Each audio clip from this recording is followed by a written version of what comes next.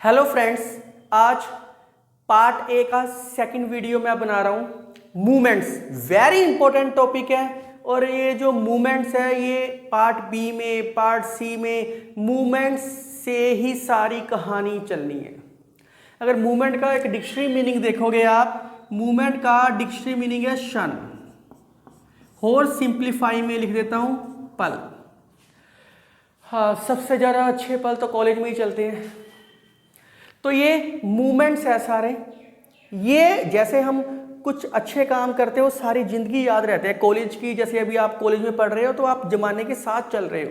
जैसे ही कॉलेज से आप निकल जाओगे, कॉलेज से आप अपने अपने काम में लग जाओगे तो आप आउट ऑफ फैशन होने शुरू हो जाओगे सारे। तो आप ही आज का फैशन हो सारे, जितने भी कॉलेज में बच्चे पढ़ रहे हो आप। तो वैसे ही, और वही चीज़ें हमें हमेशा याद रहती हैं, लाइफ लॉन्ग चलती है। वैसे ही ये जो मूवमेंट्स हैं ये आपका हर टॉपिक के बीच में, जितने मैं टॉपिक्स फर्दर करवाऊंगा पार्ट बी के, पार्ट सी के, पार्ट डी के, तो मूवमेंट्स जरूर यूज होएगा। तो आज मैं आपको मूवमेंट्स की प्रॉपर डेफिनेशन करवा रहा हूं।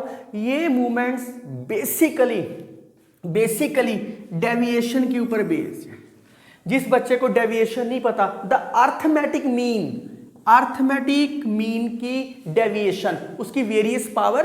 पहले आप अर्थमेटिक मीन की डेविएशन, आप स्टैट चैप्टर में डेविएशन करके आए हो, अगर जिसने नहीं देखा वो वीडियो 3 देख लेना। मीन डेविएशन की मैंने अपलोड कर चुका हूं। मैं ये मीन डेविएशन की वीडियो है, मैंने उसमें प्रॉपर बताया हुआ कैसे आया। अब एक छोटी सी एग्जांपल से दोबारा बता देता हूं कि अर्थमेटिक मीन की डेविएशन 2 3 4 5 6 7 8 कहते हैं अर्थमेटिक मीन। वेरियस पावर को भी छोड़ो, अर्थमेटिक मीन का डेविएशन का मतलब ही होता है डिफरेंस। डिफरेंस किसके साथ? Values are set of values taken from any arbitrary values. मैंने कोई भी इसको मान लिया ए, कोई भी आर्बिट्रेरी वैल्यू ले ली ए, इसका xi के साथ अर्थमेटिक मीन के वेरियस पावर के साथ difference 2 - 5 3 - 5 4 - 5 5 - 5 and so on, 6 - 5 7 - 5 and 8 - 5।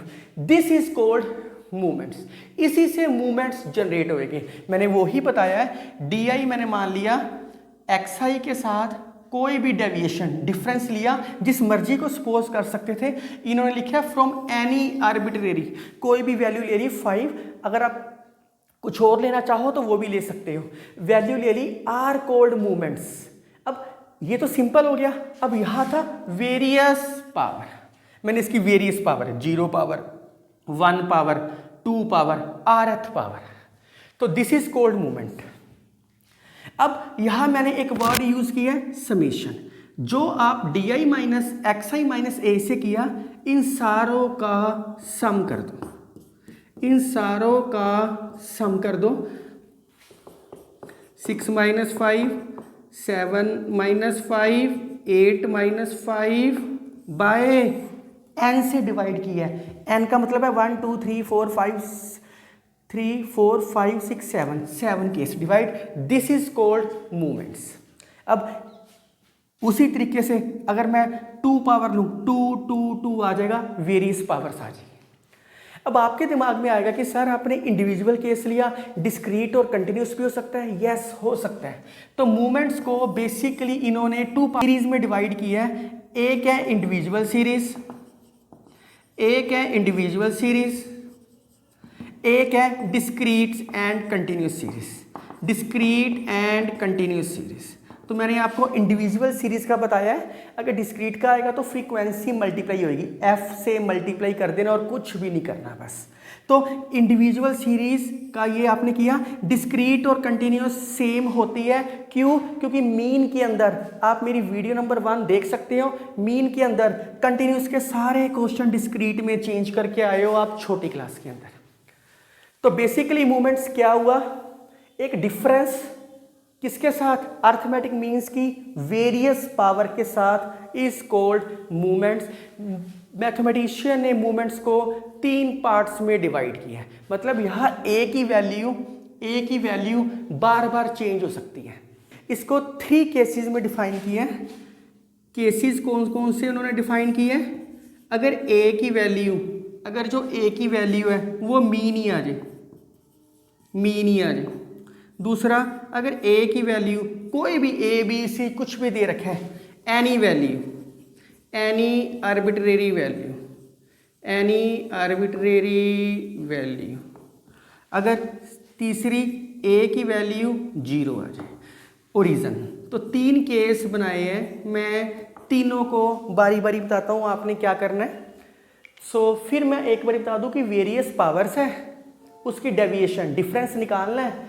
उस ए की जगह अगर मीन है तो इसका मीन निकाल के वो माइनस कर दो। अगर ए सपोज किया है, ए मतलब एज्यूम्ड मीन सपोज किया है तो वो माइनस कर दिया, वगैरह वगैरह ऐसे सोल्व करते हैं। तो अब राइट डाउन करो इतना पहले।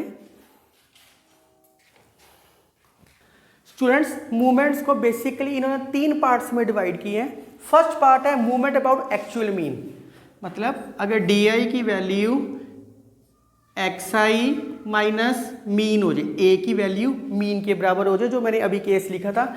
इसका एक नाम और होता है सेंट्रल मूवमेंट। सेंट्रल मूवमेंट बहुत इंपॉर्टेंट है, सेंट्रल मूवमेंट्स। इसको डिनोट करते हैं denoted by mu R, simple mu R. Central क्यों कहते हैं? क्योंकि मीन सेंटर पे निकलता है, इसलिए सेंट्रल है। Movements about assumed mean, D I equal to X I minus A को बोलते हैं एज्यूम्ड मीन। इसका एक नाम हो रहा है रॉ मूवमेंट्स। इसको डिनोट करते हैं denoted by mu R dash से डिनोट करते हैं। Movement about 0, D I equal to X I minus A की जगह क्या आएगा 0। इसको बोलते कुछ नहीं है, इसको डिनोट करते हैं डिनोटेड बाय न्यू, इसको बोलते हैं न्यू से। अब आपके दिमाग में आएगा क्वेश्चन, सर ए एज्यूम्ड मीन है, कुछ भी मान सकते हैं, आर्बिट्रेरी वैल्यू है तो 0 भी इसमें इंक्लूड होएगा। यस, अभी जब मैं आपको इसकी प्रॉपर करवा दूंगा आप देखोगे तीसरा मर्ज हो जाएगा सेकंड के अंदर।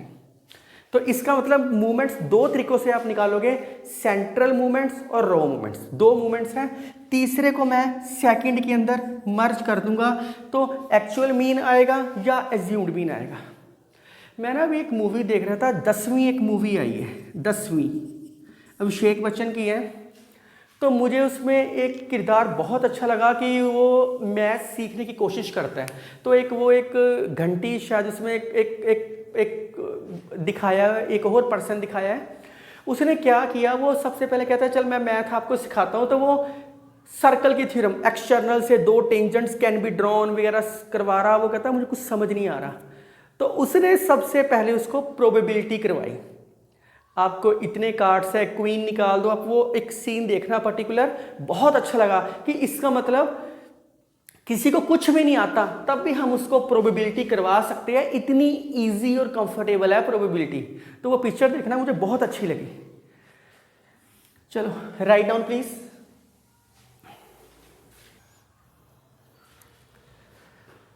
सो स्टूडेंट, सेम कहानी, arithmetic means of various power और डेविएशन, सेम जो मैंने अभी आपको मूवमेंट का कॉन्सेप्ट लिखवाया, वह एनी आर्बिट्रेरी वैल्यूज लिखवाई थी, यह एक्चुअल मीन आ गया। वही सेंट्रल मूवमेंट्स बोलते हैं, म्यू आर से डिनोट करते हैं। दैट इज, मैंने आपको क्या कहा है, अगर म्यू आर आपके पास डी आई की पावर आर बाय एन, यही लिखवाया है ना मैंने आपको। और डी आई क्या लिखवाया है, where D I is equal to X I. यहाँ क्या दे रखा है एक्चुअली में, यहाँ दे रखा है एक्चुअल मीन, तो यहाँ मीन आ गया। आर भी लिख सकता हूँ, आई की जरूरत नहीं है क्योंकि हम आई को थोड़ी वेरी करवा रहे हैं। खत्म हो गया। आर की वैल्यू 1 लो, म्यू पहले 0 लेके चलते हैं, 0 म्यू 0, डी की पावर 0 बाय एन। किसी भी चीज़ की पावर 0 क्या होती है, 1 बाय एन। 1 का समेशन आप करके आए हो n, 1 + 1 + 1 n टाइम्स, तो ये क्या हो गया 1। इसलिए म्यू 0 की वैल्यू 1 होती है।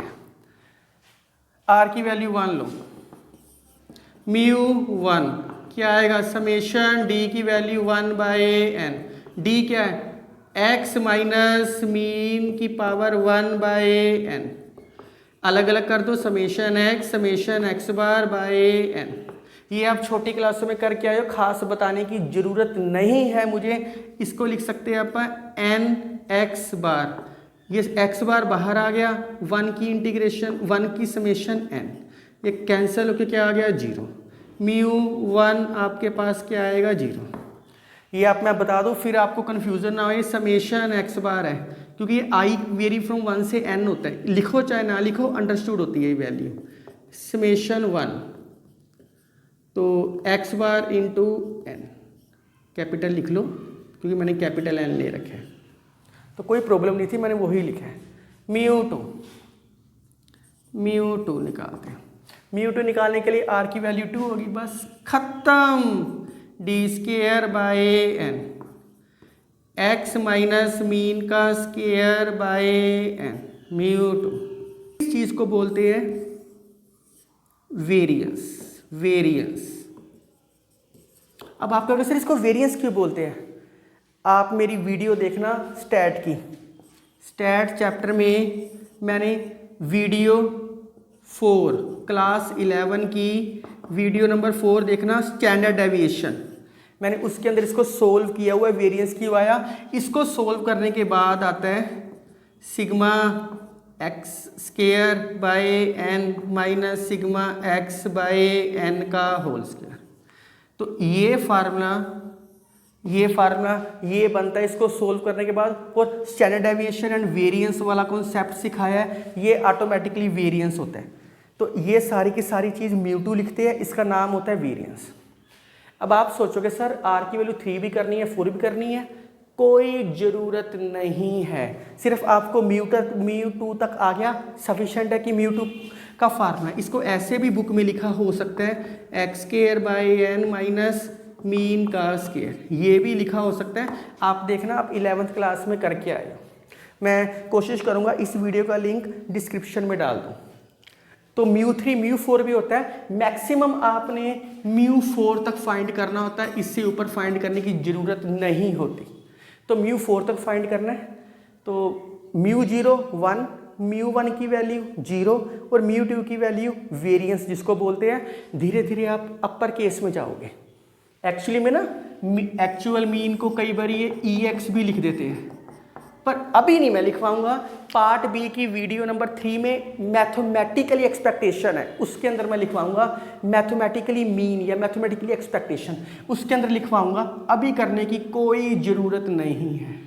अगर यह डिस्क्रीट और कंटिन्यूस केस होता है, डिस्क्रीट एंड कंटिन्यूस, ये तो मैंने इंडिविजुअल सीरीज का बताया ना, ये इंडिविजुअल सीरीज है, इंडिविजुअल सीरीज।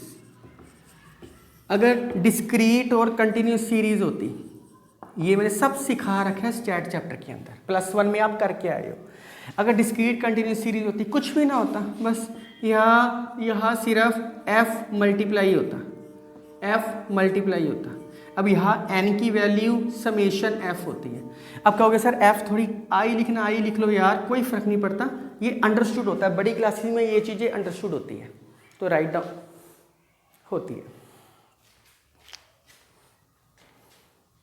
सो स्टूडेंट्स, अगला है मूवमेंट्स अबाउट एज्यूम्ड मीन। कुछ भी हो सकता है, मैंने ए मान लिया, तो सेम काम सेम डेफिनेशन, सब कुछ सेम है, कुछ फर्क नहीं है, वही इसको रो मूवमेंट बोलते हैं और इसको म्यू आर डैश से लिखते हैं।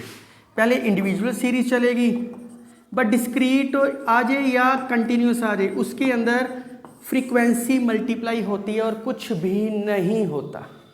जिसको प्रॉब्लम है वो स्टैट +1 की स्टैट दोबारा रिवीजन कर लो, आपको सब समझ आ जाएगा। मेरी वीडियो से कर रहा तो पहले 3-4 वीडियो देख लो, गो थ्रू हो जो, बस आपको सब क्लियर हो जाएगा। वैसे तो इंडिविजुअल सीरीज में क्या होएगा, म्यू आर डैश, वही सेम डेफिनेशन डी, आई लिखना लिखो, नहीं लिखना ना लिखो, कोई बात नहीं, यही डेफिनेशन। वेयर डी आई लिखना लिखो, नहीं लिखना ना लिखो, एक्स माइनस ए, अब कुछ भी दे दिया, ए दे दिया, आर की वैल्यू 0, म्यू 0 डैश, समेशन किसी भी चीज़ की पावर 0 क्या होती है, 1/n, इसकी वैल्यू n/n, क्या आ गया 1, r की value 1, mu 1 dash, summation d की value 1/n, summation x minus a की वैल्यू 1/n, आगे सोल्व नहीं होता, ये म्यू 1 डैश की वैल्यू होती है, r की वैल्यू 2,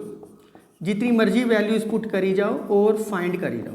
सेम डेफिनेशन है various power of the deviation, कोई फर्क वाली बात नहीं है, x माइनस ए का स्केयर बाय, सेम डेफिनेशन है। इसको म्यू 2 डैश बोलते हैं, वेरियंस नहीं बोलते, म्यू 2 को वेरियंस इस करके बोलते हैं क्योंकि सोल्व करके वो आया होता है, बस खत्म। म्यू 3 निकालना है, म्यू 4 निकालना है, एक ही बात है, कुछ वैल्यूज ही लिखनी है, कुछ भी नहीं लिखना। अगर 4 डिस्क्रीट और कंटिन्यूस केस आ जाए, डिस्क्रीट एंड कंटिन्यूस सीरीज आ जाए, तो उसके लिए बस mu R dash F I लिखना लिख लो, नहीं लिखना ना लिखो, डी की power R by N, N की वैल्यू या समेशन एफ होती है, बस सेम कहानी लिखी है। अब तीसरा पार्ट, अगर यहाँ तीसरी डेफिनेशन आती, बहुत ध्यान से समझना, अबाउट ओरिजन, सेम कहानी है, इट इज़ किसी भी नाम से नहीं डिनोट करते, और डिनोटेड करते हैं इसको new R, NEW, new R. यहाँ क्या होता, जीरो होता, तो ये म्यू, इसको mu R, mu 1, mu 0, mu 1, new 2, new R, बस खत्म, सेम कहानी। यहाँ पे a की वैल्यू होती ना, क्योंकि वो 0 थी, क्योंकि d किसके बराबर है, x के बराबर ही है, तो ये x ही होता है, इसको बोल देते थे मीन। ये फार्मूला आप छोटी क्लासों में करके आए हो, मीन, या x स्क्वायर आता, इसका कोई फार्मूला ही नहीं होता, बस समझ आ गई आपको, कोई प्रॉब्लम वाली बात नहीं है। अब इस केस को उसके अंदर मर्ज करते हैं, रिमार्क लिखो, movement about origin, movement about origin is special case of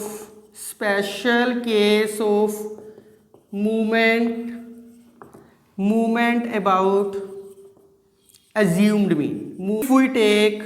If we take a is equal to 0, अगर मैं a की वैल्यू 0 लिख दूं, तो अब देखो ये सारी की सारी कहानी किस में यूज हो जाएगी, मूवमेंट्स अबाउट एज्यूम्ड मीन हो गया ना, एज्यूम्ड मीन तो कुछ भी हो सकता है, इसलिए पूरी मूवमेंट हमने दो तरीकों से पढ़नी है, सेंट्रल मूवमेंट्स और रो मूवमेंट्स। अब अगली चीज इसके अंदर आएगी, इनके बीच में रिलेशन कैसा है, इनके बीच का रिलेशन कैसा है कि म्यू, सेंट्रल और रो आपस में कैसे अटैच होता है, ये चार फार्मूले हैं। अब आपके दिमाग में आएगा सर ये तो पता लग गया कि आपने ये लिख दिया, ये कहाँ से आया, ये तो पता लग गया, ये भी पता लग गया कहाँ से आया। मैं बता दूं, म्यू 2 डैश को आपने जो वैल्यूज लिखी है अबाउट ओरिजिन में यही वैल्यू बनती है। कहते हैं सर प्रॉब्लम ये है कि ये कहाँ से आए, इन चारों चीज़ों का प्रूफ करने के दो तरीके हैं, मेथड 1, मेथड 2। मेथड 1 है बाइनोमियल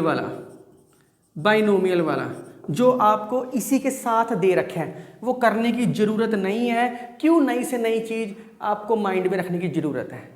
मेथड 2 बहुत इजी है, जैसे आप इंटीग्रेशन करते थे, कुछ क्वेश्चन स्टार्टिंग में +2 में छोड़ के आते थे, क्यों, क्योंकि आगे जाओगे नए मेथड से वो क्वेश्चन सोल्व कर लेंगे। वैसे ही मेथड 2 है, ये मेथड आप मैथमेटिकल एक्सपेक्टेशन में करोगे।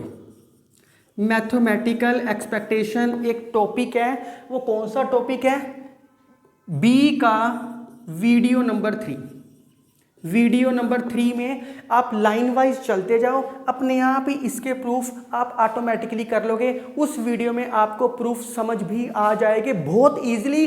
क्यों आएंगे? क्योंकि मैं उसके अंदर मीन को EX लिखूंगा बार बार। आपको तब पता लगेगा मैं क्यों लिखता हूं मीन को EX, उस वीडियो में समझ आएंगे।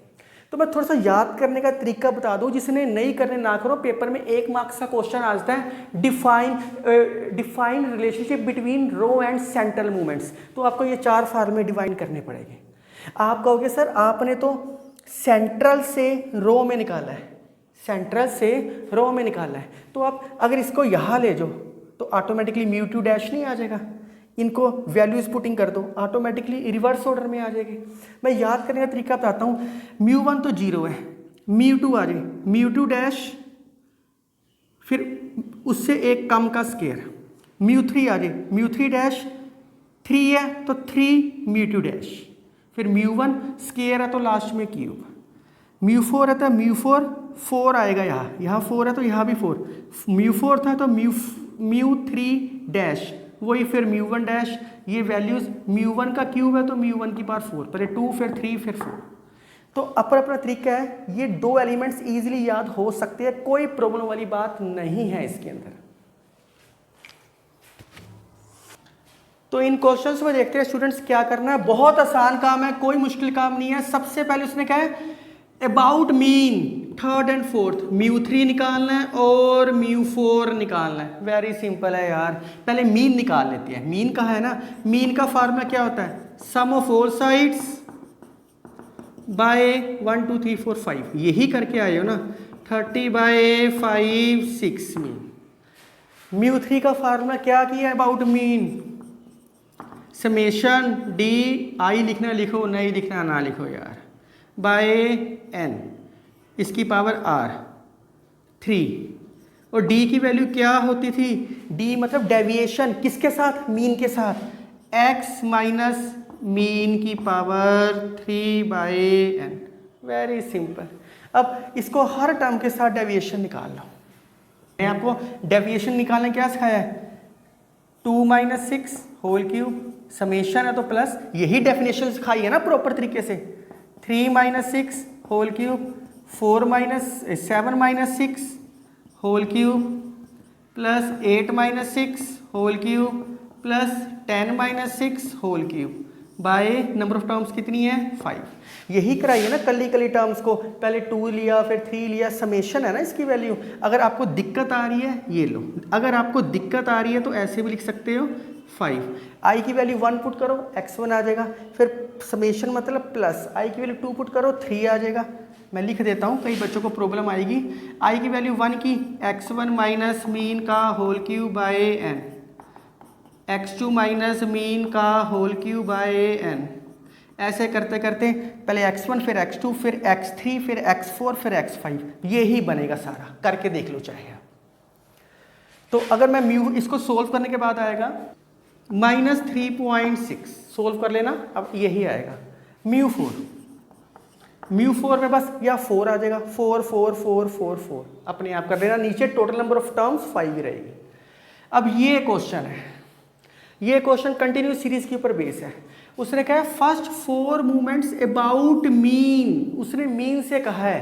के अंदर एक चीज, पहले मैं एक नई चीज सिखा देता हूँ। ये देखो, ये सेम नहीं है, तो अगर सेम ना हो तो अगला मैं कॉन्सेप्ट कराऊंगा शेफर्ड करेक्शन ऑफ मूवमेंट। वो वहाँ लगता है जहाँ कंटिन्यूस सीरीज हो और ये सेम हो, वहाँ अप्लाई होता है, क्योंकि इनके अंदर एक एरर आती है, ग्रुपिंग एरर। वो अगली चीज़ में समझ आएगी, अगले जो 5-10 मिनट की वीडियो इसके साथ ही है। तो कैलकुलेट दी फर्स्ट 4 मीन। अब मीन से निकालना है। आप देखो इतनी बड़ी टर्म्स को सोल्व करना मुश्किल है ना, इसको हम एज्यूम्ड मीन से कर लेते हैं। एज्यूम्ड मीन, एज्यूम्ड मीन में क्या होता है, D I X I minus A, यही होता है ना। इन दोनों को प्लस करके आप इन दोनों को प्लस करके वैल्यूज लिखोगे, किसी को भी ए सपोज कर सकते हो, ये खुद करोगे, मैं हिंट दे रहा हूँ सिर्फ। D I X I minus A निकाल लोगे तो वही फार्मूला μ1 डैश समेशन, यहाँ पे फ्रीक्वेंसी भी है इसलिए f से मल्टीप्लाई कर देना, डी आई लिखना लिखो, नहीं लिखना ना लिखो, 1/n μ2।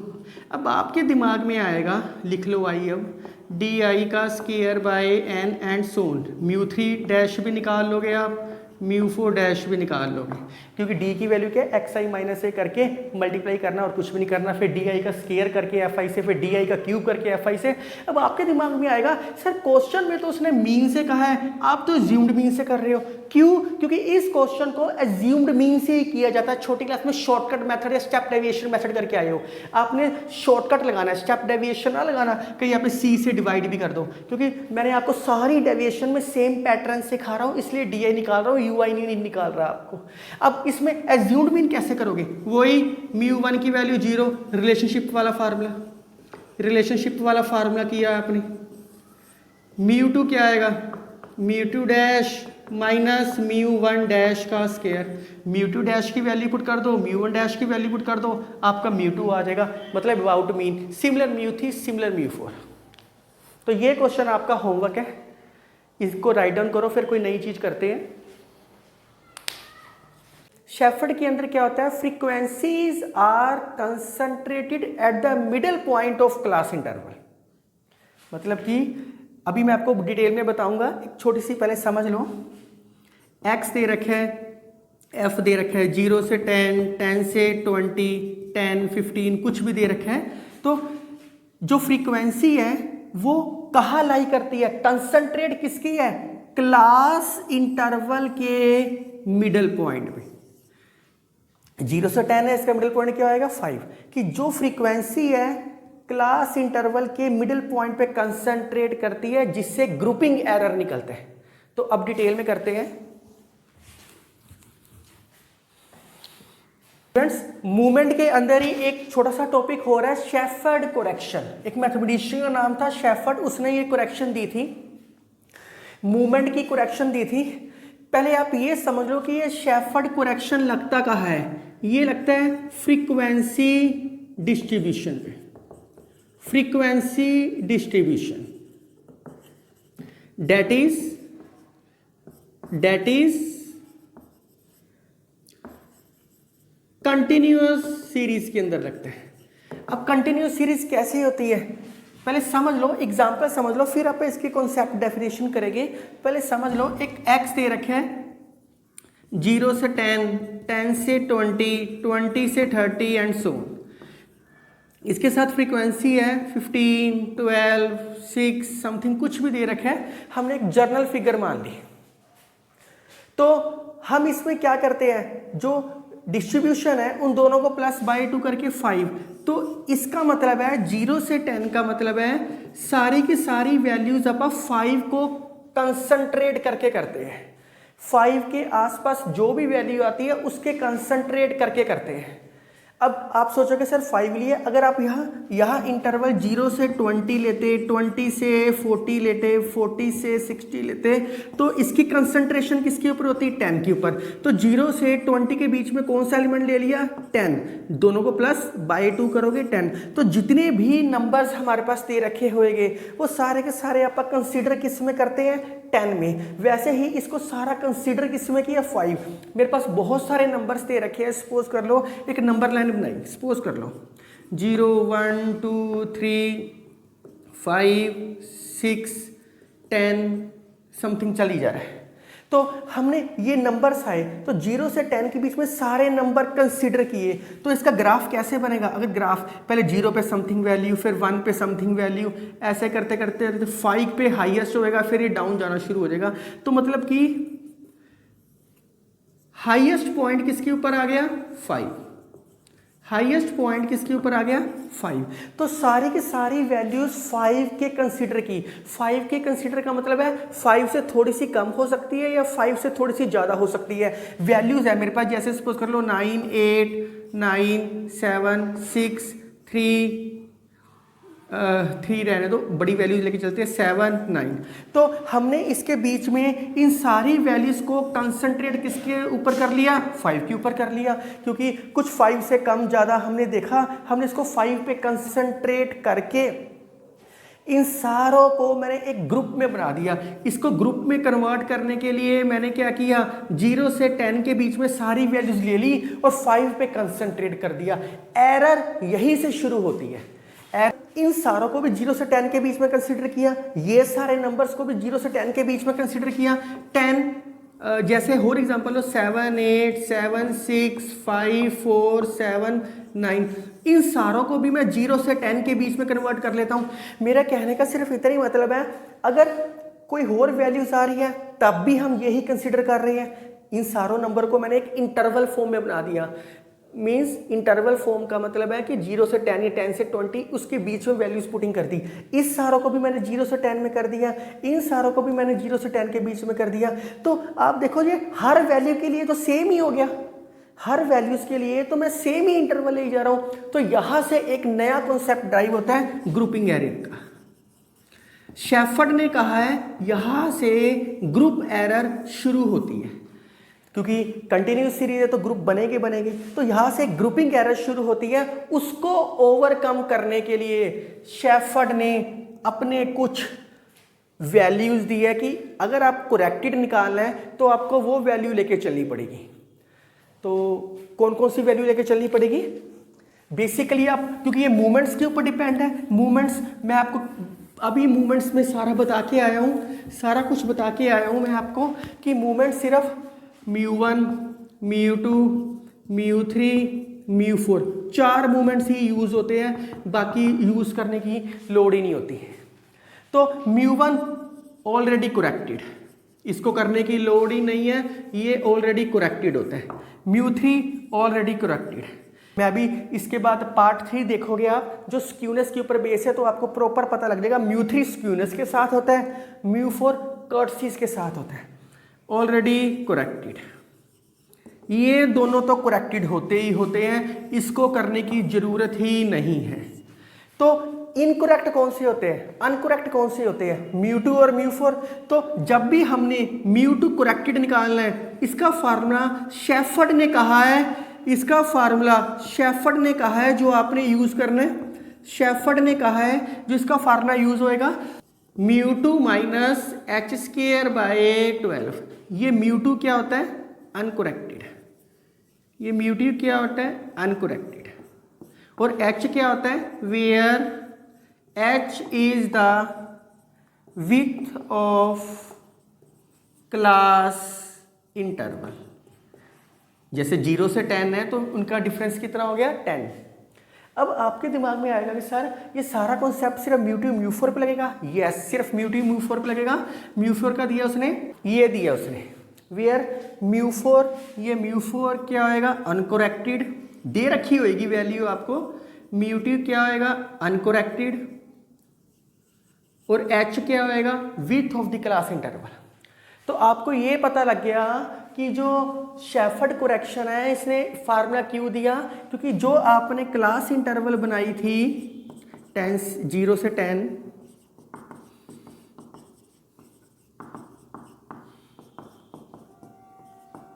जो आपने क्लास इंटरवल बनाई थी, वो जो फ्रीक्वेंसी है, जो ये फ्रीक्वेंसी आती है, वो इंटरवल की मिड वैल्यू पे लाई करती है, मिड वैल्यू पे कंसंट्रेट होती है। सो मैं उम्मीद करता हूं कि आपको ये शेफर्ड पता लग गया होगा। Right on please. तो स्टूडेंट्स, शेफर्ड्स की ना कुछ कंडीशंस है कि ये कहाँ कहाँ अप्लाई हो सकती है। सिर्फ सबसे पहले है frequency distribution should be continuous. Continuous का मतलब है 0 से 10, 10 से 20, 20 से 30 है, ऐसा होना चाहिए। ऐसा कभी नहीं होना चाहिए 0 से 11, 10, 11 से 20, 21 से 30, ये कंटिन्यूअस नहीं है, ये कंटिन्यूअस नहीं है। तो हमेशा ये कंटिन्यूअस होना चाहिए। सेकंड कंडीशन है जहां अप्लाई हो सकती है, डिस्ट्रीब्यूशन मस्ट है फाइनाइट रेंज।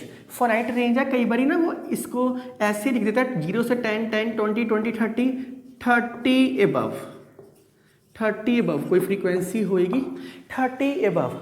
तो ये हमें ये फाइनाइट नहीं है। 30 से ऊपर पता नहीं 30 40 है, 30 50 है, 30 70 है, हमें क्या पता। ये क्लियर होना चाहिए, यहाँ होना चाहिए था 30 से 40, क्लोज होनी चाहिए कि कहाँ तक इसकी रेंज आ सकती है।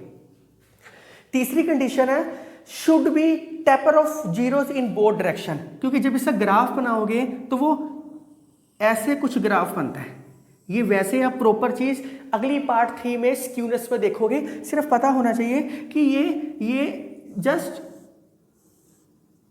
दोनों साइड से, टेपर ऑफ का मतलब है टू जीरो, दोनों साइड से जीरो को अप्रोच करना चाहिए, टच नहीं करना चाहिए। ऐसा ना हो कि ऐसे हो जाए, बस ये साथ साथ जीरो को अप्रोच कर रहा है, बस खत्म। नेवर एंडिंग प्रोसेस है ये। जीरो को अप्रोच करना चाहिए दोनों साइड से। इस लाइन का एक मतलब और निकलता है, ग्राफ कभी ऐसा नहीं बनना चाहिए कि आप बनाओ, ये देखो इसके एंड पॉइंट्स क्या जीरो को अप्रोच कर रहे हैं? नहीं, जीरो से दूर जा रहे हैं। तो ग्राफ हमेशा जीरो को अप्रोच करना चाहिए।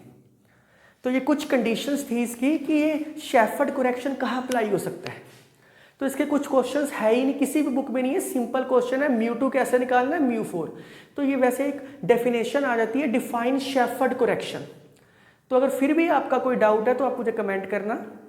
इसके अलावा सफिशिएंट है जो मैं मूवमेंट्स और शेफर्ड आपको करवाया है। इस वीडियो में इतना ही। Thank you.